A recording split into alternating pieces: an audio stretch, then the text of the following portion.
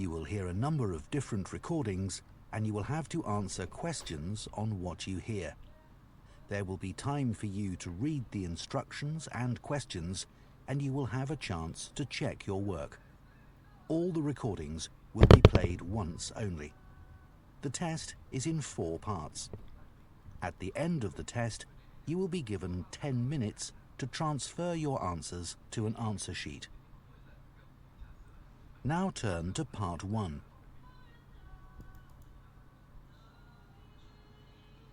Part 1. You will hear 2 friends talking about a guitar group. First, you have some time to look at questions 1 to 6.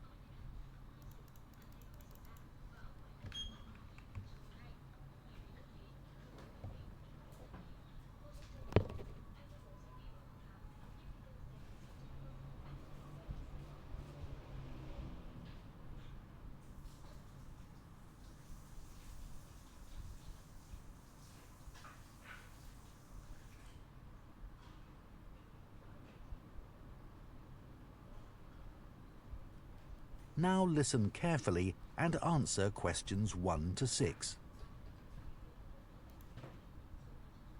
Hi, Coleman. How are you? Good, thanks. I wanted to have a chat with you because our friend Josh told me that you've joined a guitar group and it sounds interesting. I'd really like to learn myself. Why don't you come along? I'm sure there's room for another person. Really? So, who runs the classes? He's called a coordinator. His name's Gary Matheson. Let me note that down. Gary... How do you spell his surname? It's Matheison.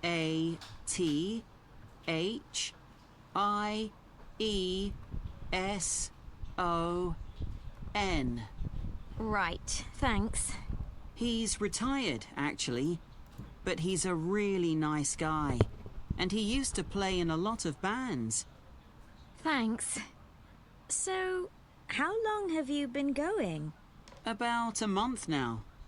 And could you play anything before you started? I knew a few chords, but that's all. I'm sure everyone will be better than me. That's what I thought too. When I first spoke to Gary on the phone, he said it was a class for beginners, but I was still worried that everyone would be better than me. But we were all equally hopeless.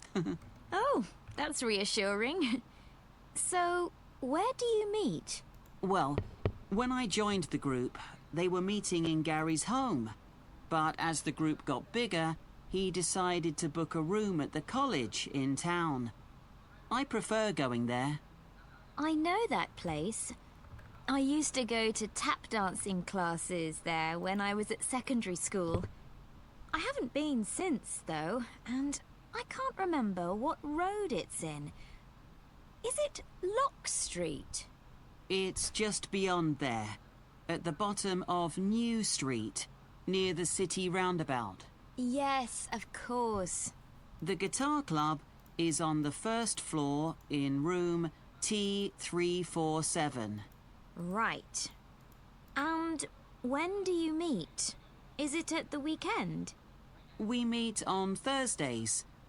It used to be 10:30, and that suited me well. But now we meet at 11. The class that's in there before us asked if they could have the room for another 30 minutes. Oh, I see. Well, I'd love to come, but I don't have a guitar. Well, you can always buy a second-hand one. There's a website called The Perfect Instrument that sells all kinds of guitars, violins, and so on. I'm sure you'll find something there. Before you hear the rest of the conversation, you have some time to look at questions 7 to 10.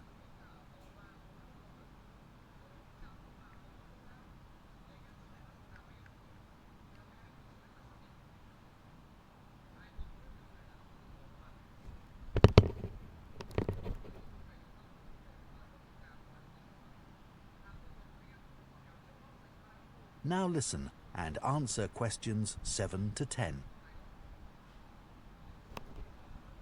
So, what's a typical lesson like with Gary?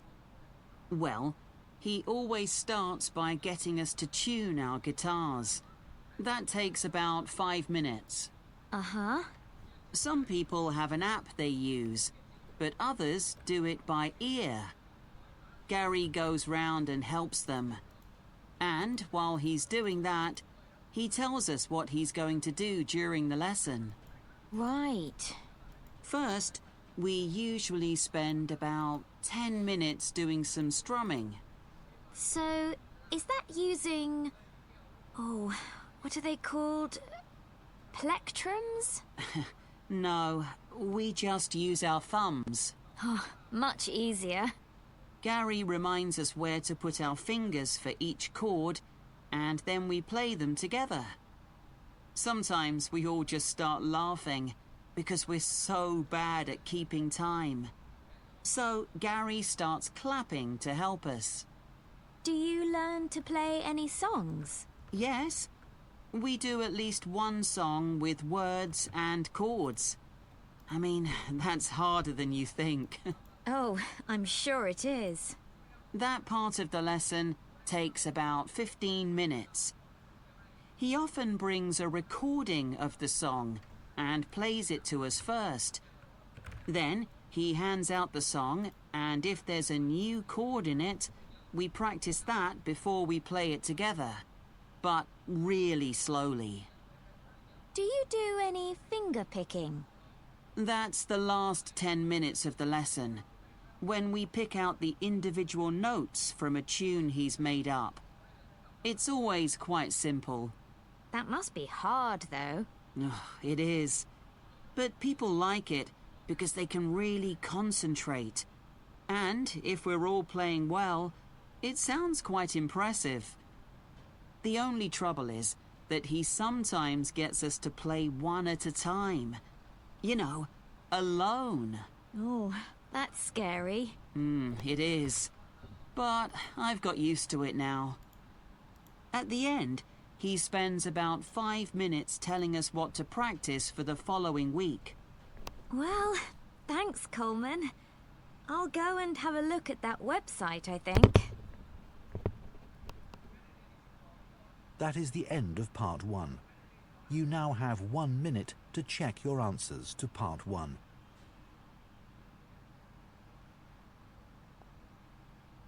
Part 2. You will hear a man called David talking on the radio about his work as a lifeboat volunteer. First, you have some time to look at questions 11 to 16.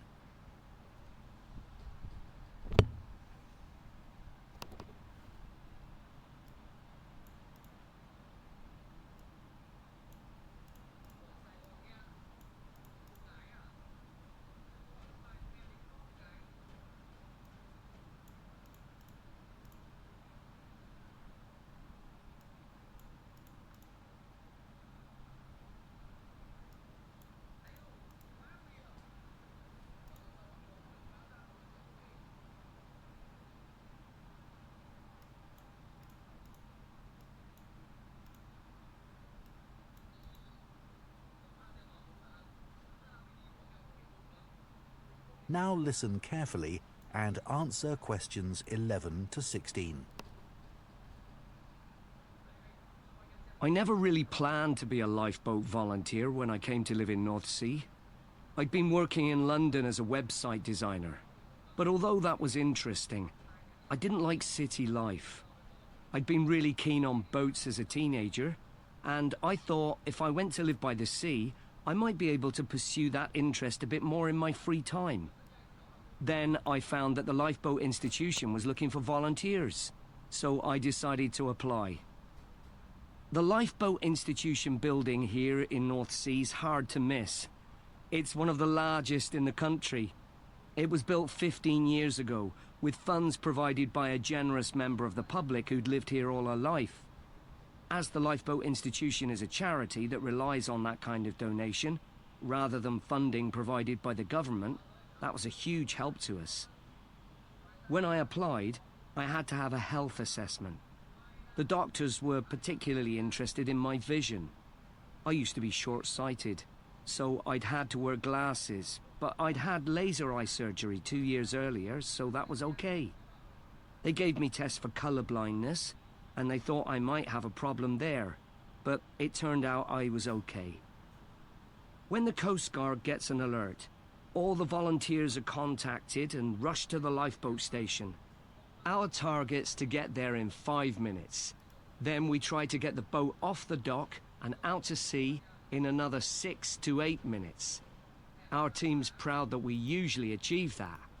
The average time across the country's 8.5 minutes.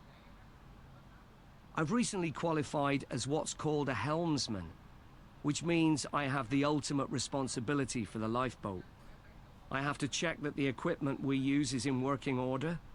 The crew have special life jackets that can support up to 4 people in the water. And it's ultimately my decision whether it's safe to launch the boat. But it's very rare not to launch it, even in the worst weather. As well as going out on the lifeboat, my work involves other things too. A lot of people underestimate how quickly conditions can change at sea, so I speak to youth groups and sailing clubs in the area about the sorts of problems that sailors and swimmers can have if the weather suddenly gets bad. We also have a lot of volunteers who organize activities to raise money for us, and we couldn't manage without them. Before you hear the rest of the talk, you have some time to look at questions 17 to 20.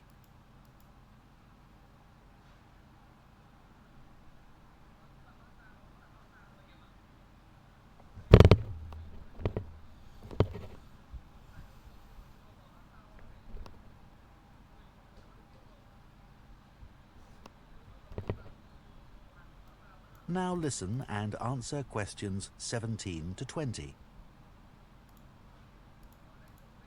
The training we get is a continuous process, focusing on technical competence and safe handling techniques. And it's given me the confidence to deal with extreme situations without panicking. I was glad I'd done a first aid course before I started, as that's a big help with the casualty care activities we do. We've done a lot on how to deal with ropes and tie knots. That's an essential skill. After a year, I did a 1-week residential course, led by specialists. They had a wave tank where they could create extreme weather conditions, so we could get experience of what to do if the boat turned over in a storm at night, for example.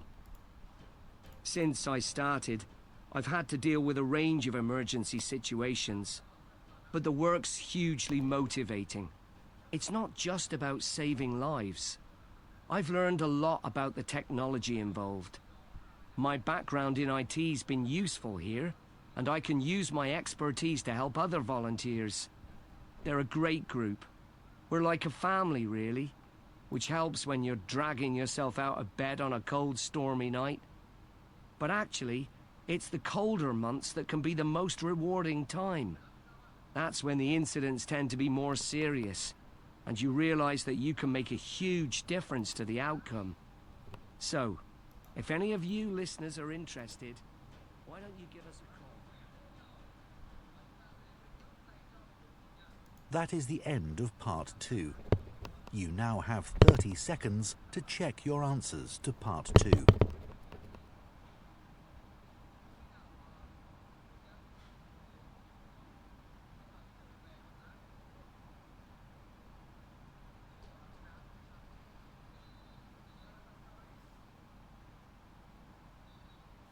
Part 3. You will hear 2 students called Bella and Don discussing a presentation they plan to do on recycling footwear. First, you have some time to look at questions 21 to 24.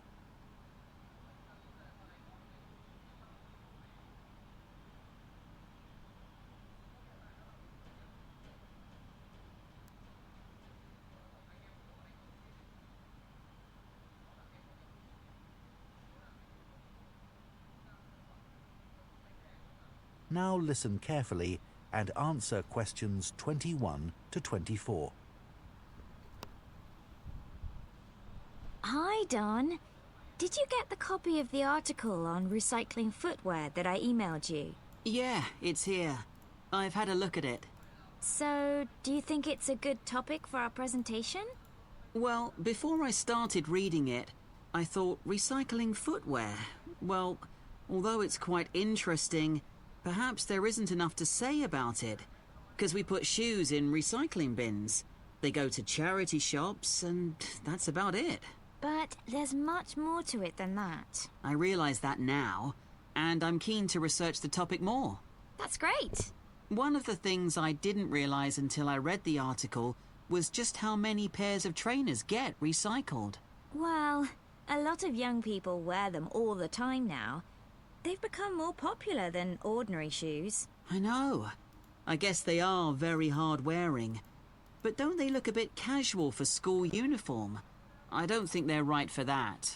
Actually, I think some of them look quite smart on pupils. Better than a scruffy old pair of shoes. So, do you keep shoes a long time? Yes. Though I do tend to wear my old pairs for doing dirty jobs, like cleaning my bike. I must admit, I've recycled some perfectly good shoes that haven't gone out of fashion and still fit, just because they don't look great on me anymore. That's awful, isn't it? I think it's common because there's so much choice. The article did say that recent sales of footwear have increased enormously. That didn't surprise me. No. But then it said that the amount of recycled footwear has fallen. It's 6% now, compared to a previous level of 11%. That doesn't seem to make sense. That's because not everything goes through the recycling process. Some footwear just isn't good enough to resell for one reason or another and gets rejected. Before you hear the rest of the discussion, you have some time to look at questions 25 to 30.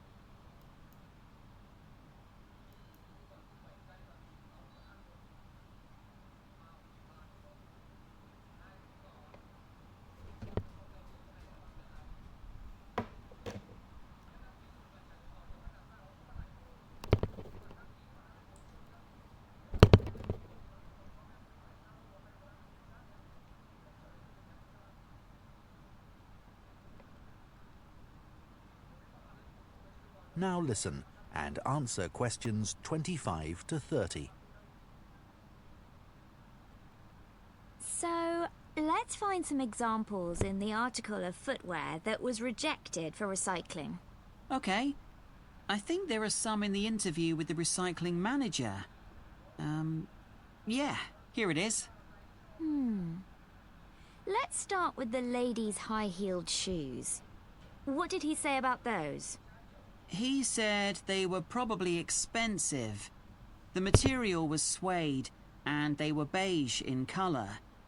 It looked like someone had only worn them once, but in a very wet field, so the heels were too stained with mud and grass to resell them. Okay. And the leather ankle boots. What was wrong with them? Apparently, the heels were worn, but that wasn't the problem.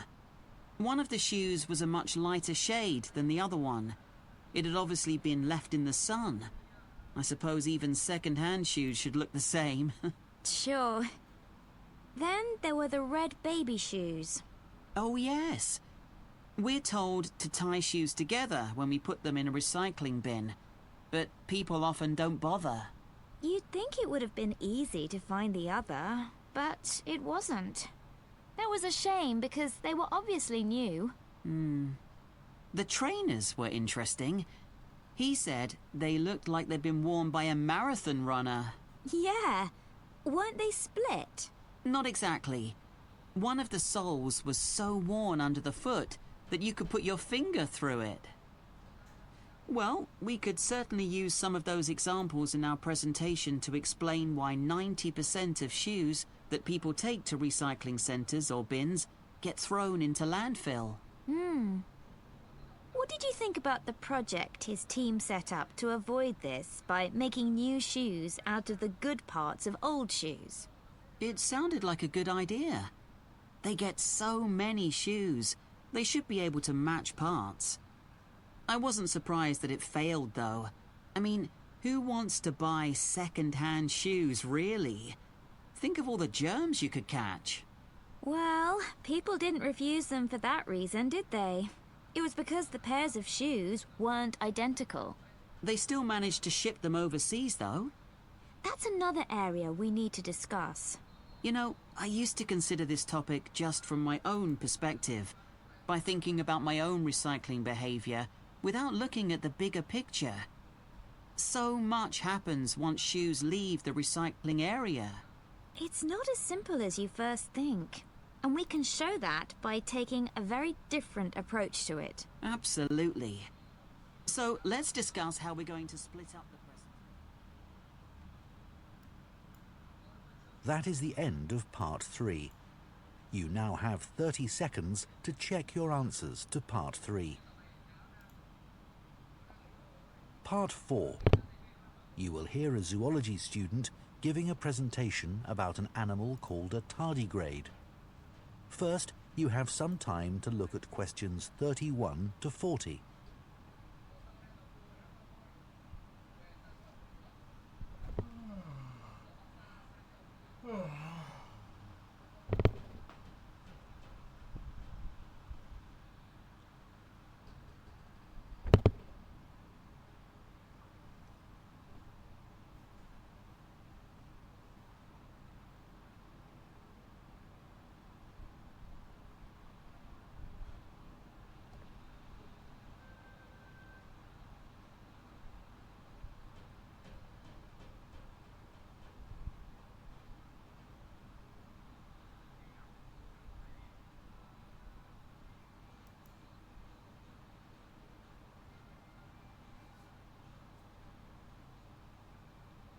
Now listen carefully and answer questions 31 to 40. For my project on invertebrates, I chose to study tardigrades. These are microscopic, or to be more precise, near microscopic animals. There are well over 1,000 known species of these tiny animals, which belong to the phylum Tardigrada. Most tardigrades range in length from 0.05 to 1 millimeter, though the largest species can grow to be 1.2 millimeters in length. They're also sometimes called water bears, water because that's where they thrive best, and bear because of the way they move. Moss piglet is another name for tardigrades because of the way they look when viewed from the front. They were first discovered in Germany in 1773 by Johann Goetze, who coined the name tardigrade. As I say, there are many different species of tardigrade. Too many to describe here, but generally speaking, the different species share similar physical traits. They have a body which is short and also rounded, a bit like a barrel. And the body comprises 4 segments. Each segment has a pair of legs, at the end of which are between 4 and 8 sharp claws. I should also say that some species don't have any claws. What they have are discs, and these work by means of suction. They enable the tardigrade to cling on to surfaces or to grip its prey. Within the body, there are no lungs or any organs for breathing at all. Instead, oxygen and also blood are transported in a fluid that fills the cavity of the body. As far as the tardigrade's head is concerned, the best way I can describe this is that it looks rather strange, a bit squashed even. Though many of the websites I looked at described its appearance as cute, which isn't exactly very scientific. The tardigrade's mouth is a kind of tube that can open outwards to reveal teeth-like structures known as stylets. These are sharp enough to pierce plant or animal cells. So, where are tardigrades found? Well, they live in every part of the world, in a variety of habitats, most commonly on the bed of a lake, or on many kinds of plants, or in very wet environments.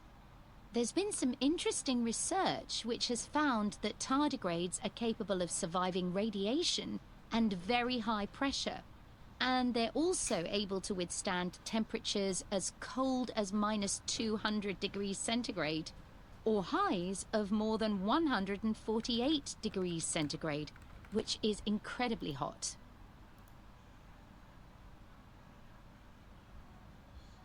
It has been said that tardigrades could survive long after human beings have been wiped out, even in the event of an asteroid hitting the Earth.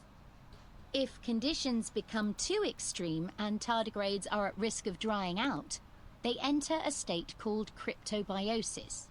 They curl into a ball called a tun, that's T-U-N, by retracting their head and legs, and their metabolism drops to less than 1% of normal levels.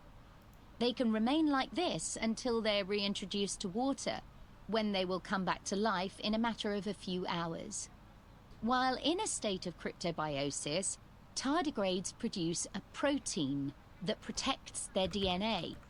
In 2016, scientists revived 2 tardigrades that had been tuns for more than 30 years. There was a report that, in 1948, a 120-year-old tun was revived, but this experiment has never been repeated. There are currently several tests taking place in space to determine how long tardigrades might be able to survive there. I believe the record so far is 10 days. So, moving on. In terms of their diet, tardigrades consume liquids in order to survive. Although they have teeth, they don't use these for chewing. They suck the juices from moss or extract fluid from seaweed. But some species prey on other tardigrades, from other species or within their own. I suppose this isn't surprising, given that tardigrades are mainly comprised of liquid and are coated with a type of gel.